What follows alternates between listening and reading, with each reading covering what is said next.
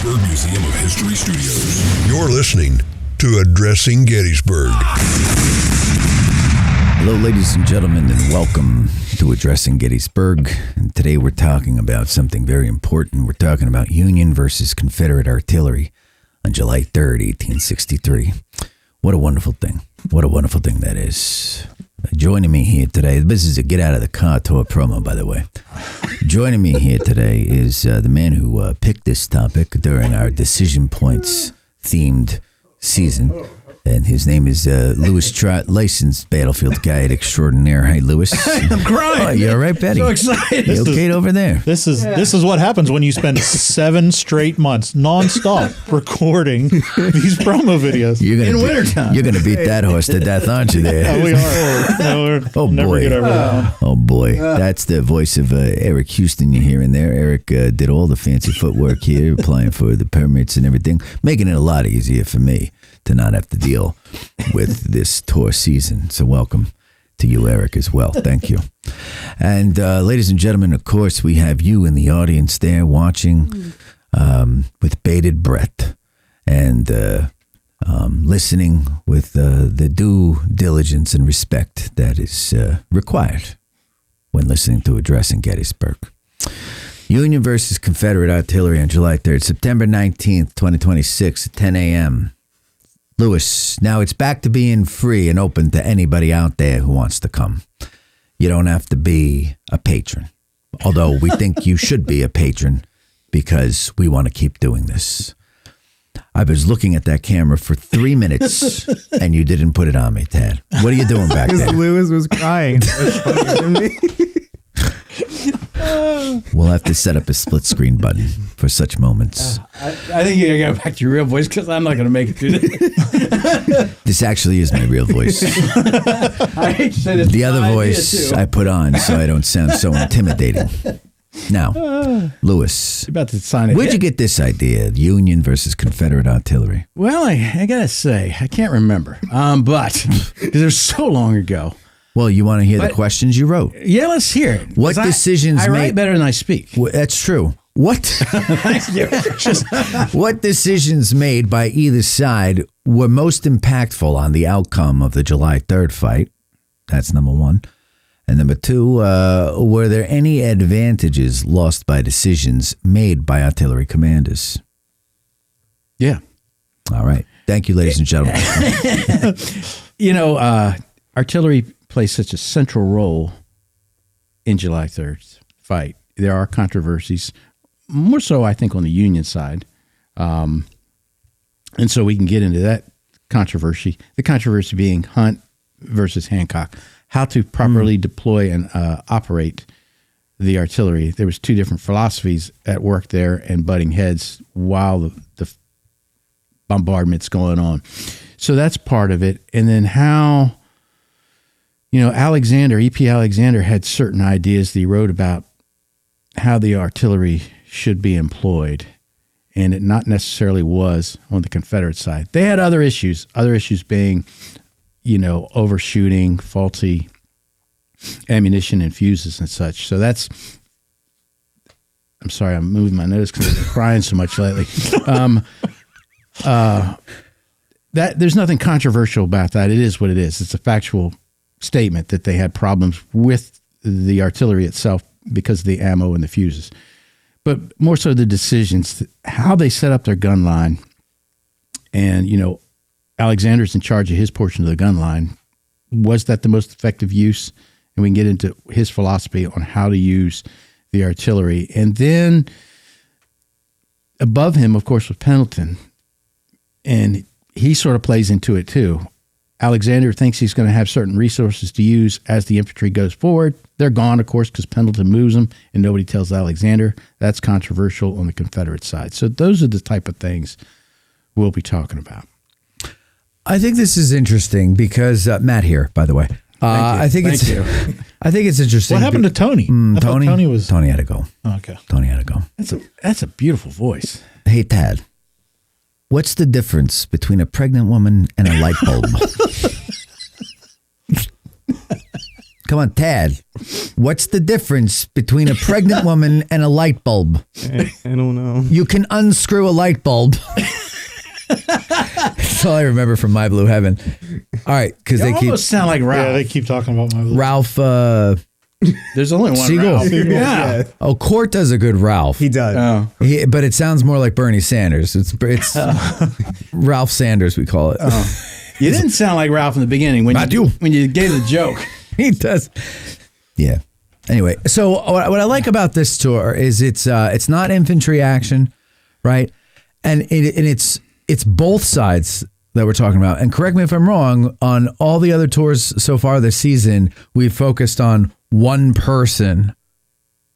But here we're talking about several people and both armies. Yeah, the wheat field is. people. Oh, yeah, similar, that's right. But all That's the right. others, The yeah, wheat field, it was yeah. mainly one person. Yeah. Yeah. So I like this because it kind of broadens the whole thingamabob there. Yeah, and it is central to what happens on July 3rd.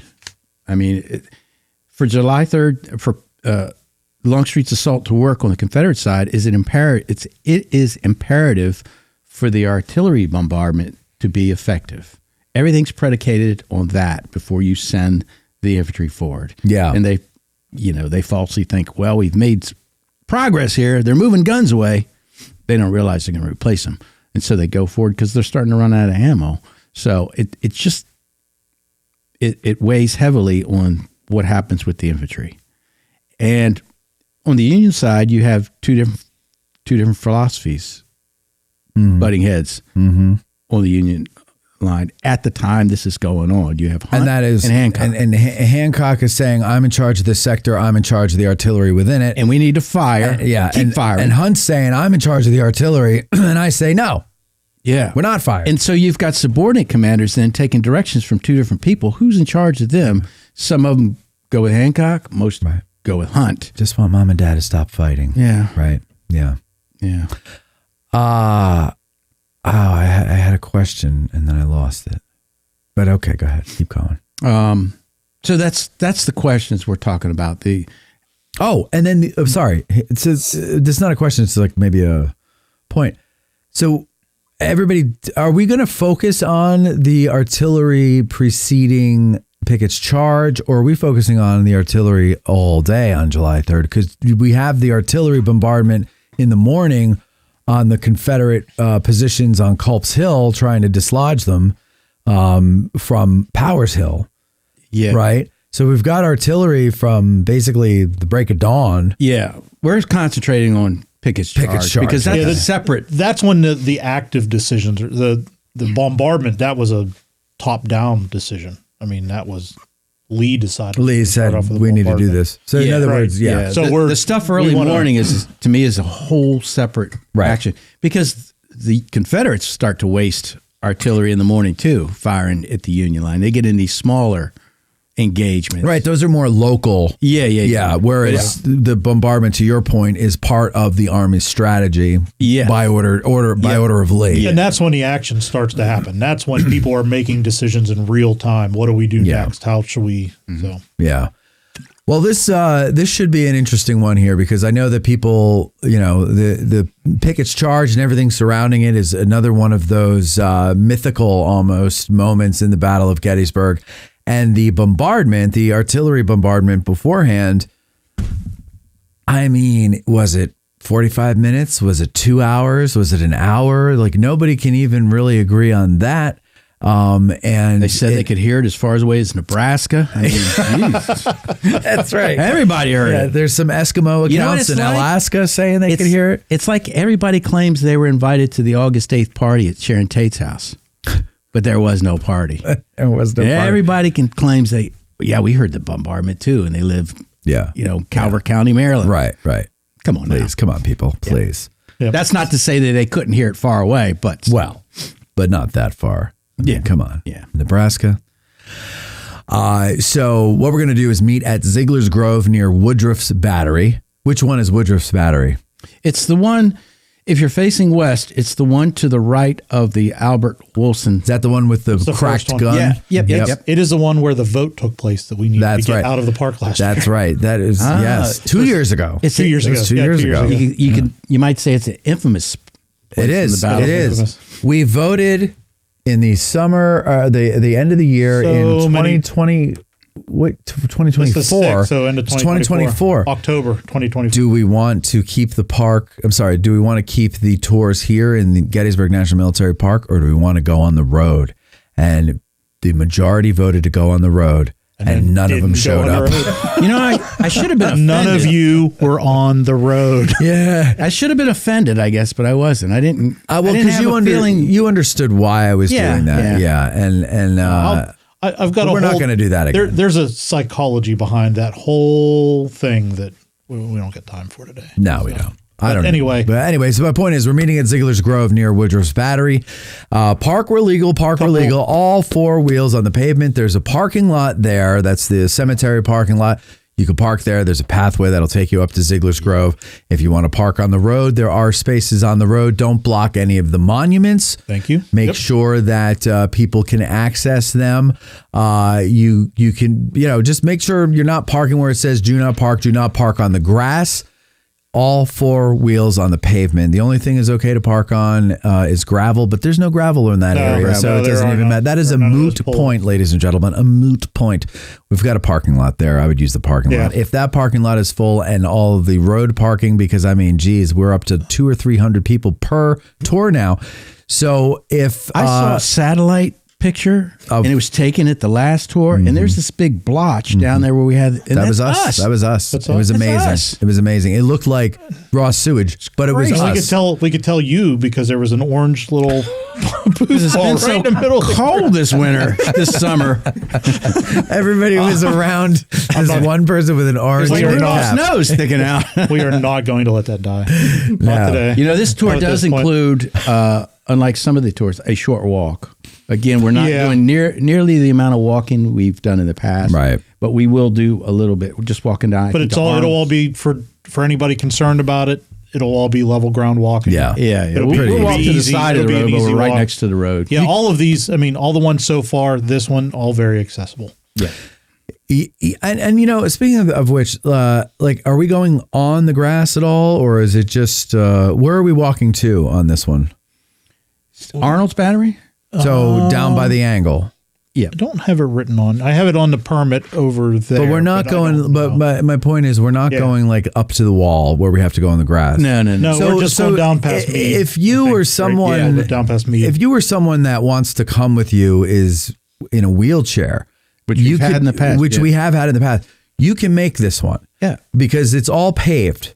There's a sidewalk on the side of the road, and everybody's going really slow at this spot anyway. So it's a pretty relatively safe area. It's because it's clogged up with buses and tourists and everything. So nobody's driving through there fast.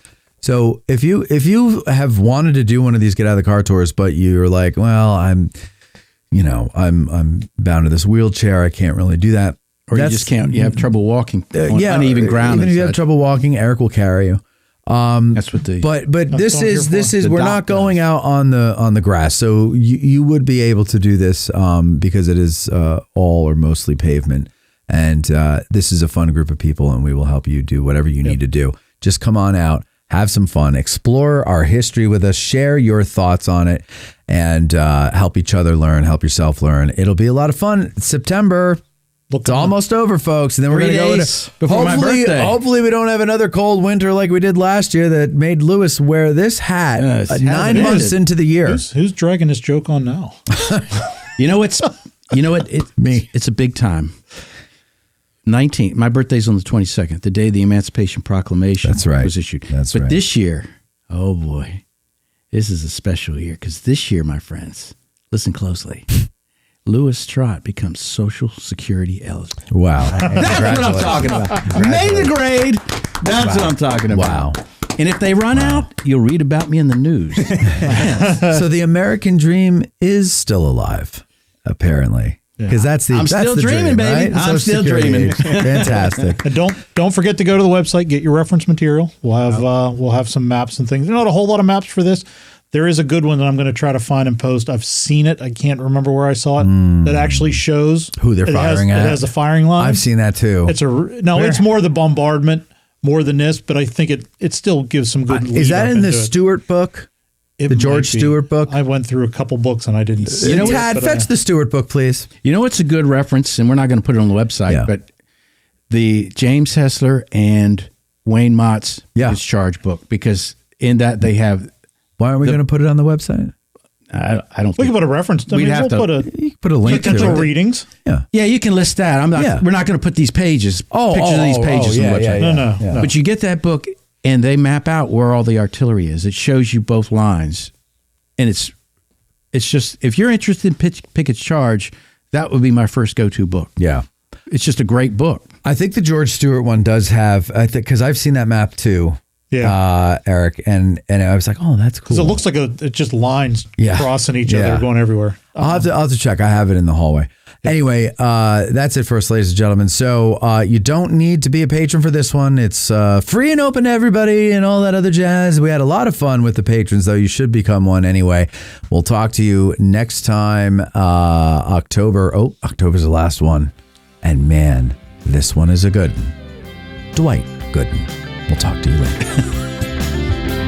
Our hearts so stout have got us fame, forsooth 'tis known from whence we came. Wherever we go, they tread the name of Gary Owen in glory. Instead of spa, we'll drink down there.